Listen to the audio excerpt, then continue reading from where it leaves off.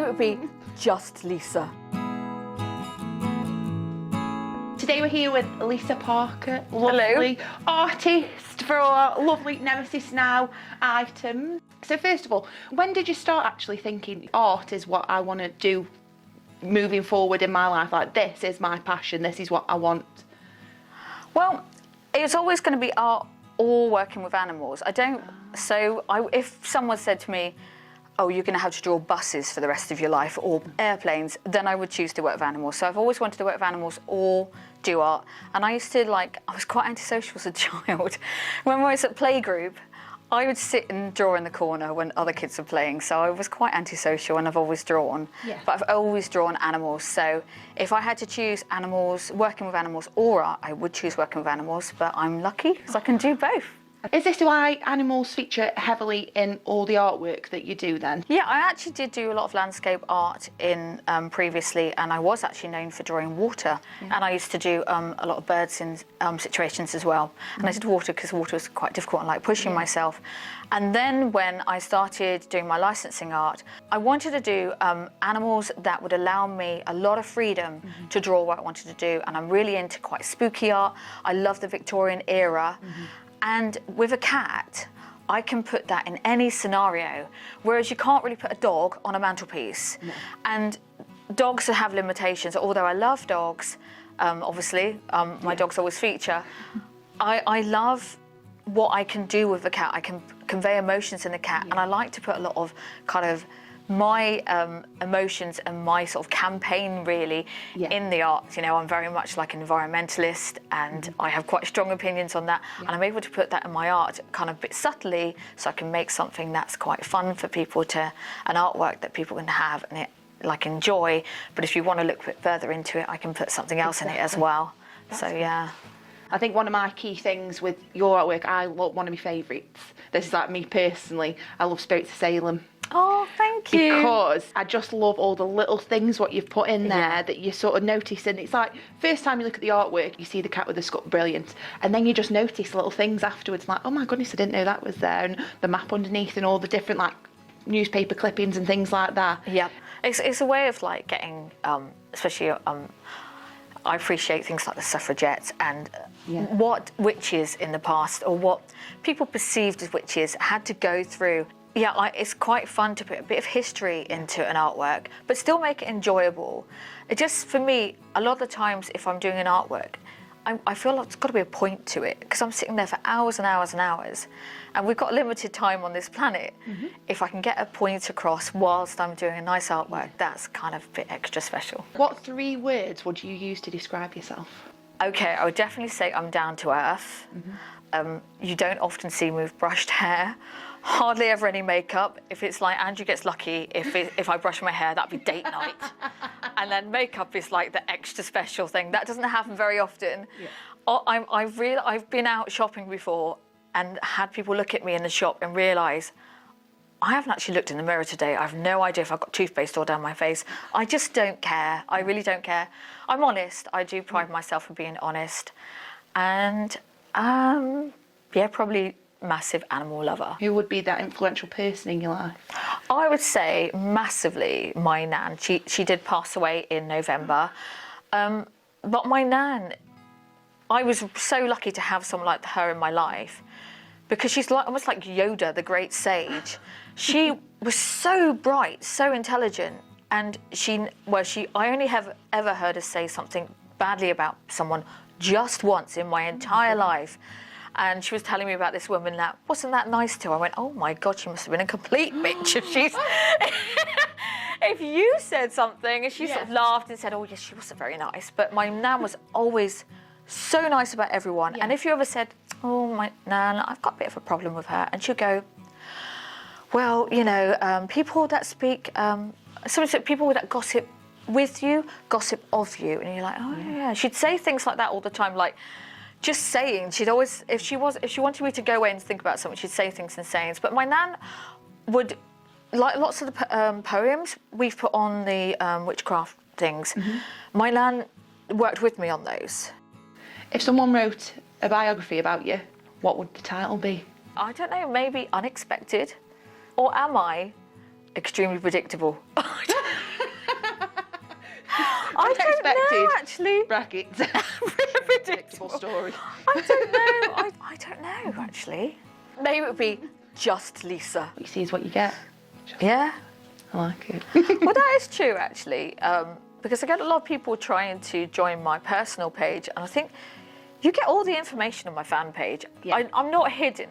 Like, when I do films of myself, I don't bother with the makeup, I don't bother with... because that's not who I am. Yeah. What you see is Literally just Lisa what- on a day out, maybe walking the dogs or in the house, just relaxing. Cleaning out the That's all you ducks, get. that's pretty much me. The ducks, yeah, I don't... My ultimate joy in life is planting things in my greenhouse and with the dogs and the ducks, really. Oh, and my husband, obviously. Andrew, sorry. Don't forget him. So, what animal would you compare yourself to and why? Maybe a dog, because I'm friendly, I'm trustworthy, and I'm loyal. I'm like, you did loyal. I think I'd be, if I'm going to be like an actual dog, I think be like a Labrador. Like if like you throw me a ball, I bring it back, and I get loads of praise, I'll go and fetch it again. But if I don't get praise, I don't do it again. I ain't bringing that ball back, no way. So I'm not doing it. And I'm quite stubborn. What would you say that's been your favourite artwork to work on? It does change, because normally as soon as I've done an artwork, I have like about 5 seconds of like, yes! Yeah. And then it goes instantly and go, that's wrong, that's wrong, that's wrong, that's wrong. And I think, well, I've got to get to a point where it, it's finished, because sometimes I can just go into it and it looks no different a week later, and I'm like just picking at it. So, and sometimes it can lose that life. So, yeah, I do pick at all my artwork, and I dislike them after I've done them, and I'm on to the next and try and make myself better each time. But I think one of my favourite ones to work on would be Absinthe. Yeah. Because I was asked to do fairies for quite... I'm asked to do lots of things quite a lot of time by, obviously, licensees, and said, can you introduce fairies? I'm like, I don't know if fairies are really me. And then I thought, putting it with like the alcohol and absinthe, that's got a bit of a sort of a darker theme to it, but still kind of... So making fairies quite cool. Yeah. So I thought that would be quite good. And yeah, I just enjoyed working on that. I like the vibe of it. I love that one. Well, I like Rusty Cauldron as well. But Rusty Cauldron was difficult. Yeah. So that was quite stressful to do, because it was really difficult. On perspective, I'm really crap at. So I don't really... So I'm like, is that right? Is that right? It's really... Yeah, I find them really difficult. Yeah. But then it's quite fun when you manage it, or you think you manage it, then it's quite a nice achievement to push yourself a little bit. Do you ever feel like sometimes you go too far with things and Definitely. you think, oh, I need to bring myself out of it now, I can actually stop here? Yeah, definitely, because you can go too far and ruin it, and you can look at something too much. So sometimes I'll leave it for a weekend after I think I've finished it, and then I'll look at it on the Monday, think, actually, it's finished. Or what I'll do is put it on social media, see the reaction, because sometimes you look at it so much and you suddenly think, oh, it's absolute rubbish. And you put it on and they go, oh, no, I really like it. You think, oh, no, it's okay, or maybe it needs a bit of tweaking. Yeah. One difficult thing with the artwork now is that one of my major licenses is jigsaw puzzles. So I have to put enough in it, but still make it a nice painting that would work on other products. Because you don't want it too busy, and you also want the focal point there. So you've got to get the focal point there. You still want your viewer to look at a certain point and be taken around the image in the same way, but you also then, they want like corner to corner detail. So you've got to have that in there, but still making the focal point. So that the artworks are harder to do these days, but in a way I'm quite glad they've pushed me. Yeah. If you could look back at yourself, or look at someone now who's coming out of college or going into college and wants a career in art, what would be your top advice for them? You've got to really, really love it, because it's huge sacrifices. I mean, I've only just been making like a sort of decent wage, maybe only last 7 years, maybe. You know, I was at a point where I was boiling up carrots, leeks and potatoes to make soup to last several days. And I was renting out rooms in my house to be able to make the mortgage payments. And I was on... Every overdraft was maxed out, credit cards were maxed out. You know, and I didn't know how I was going to... Every time my car went for an MOT, I had no idea how I was going to pay for it. It's a lot of sacrifices. And I did a full-time job, plus did my art for 4 hours a night, every night. So it's huge sacrifices. You've got to love what you're doing to do it, and you've got to be like quite stubborn. Like for me, I think I've got to focus, and I don't veer from that.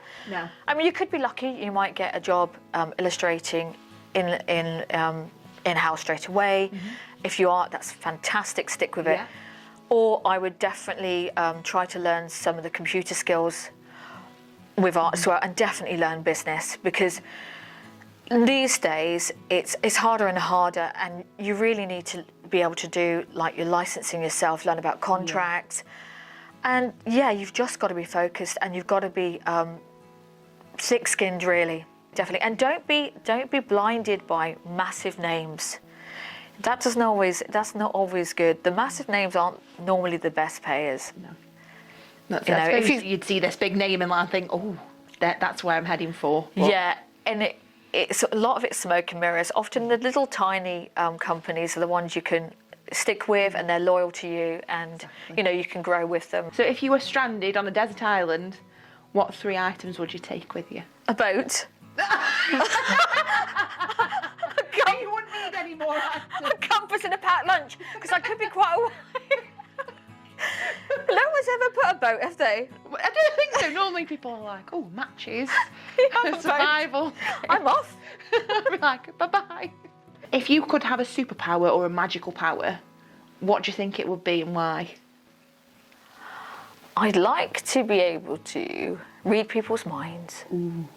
Because I do believe in a collective consciousness, because me and my husband had this weird thing. I was watching a YouTube video before we went to bed, and he dreamt what I was watching in the video, which is bizarre. It's so bizarre. So he does believe I can read his mind anyway, because it freaks him out. That's always useful. It freaks him out, but it would be good, because I think a lot of stress in life is caused by our body language not matching what's going on our head.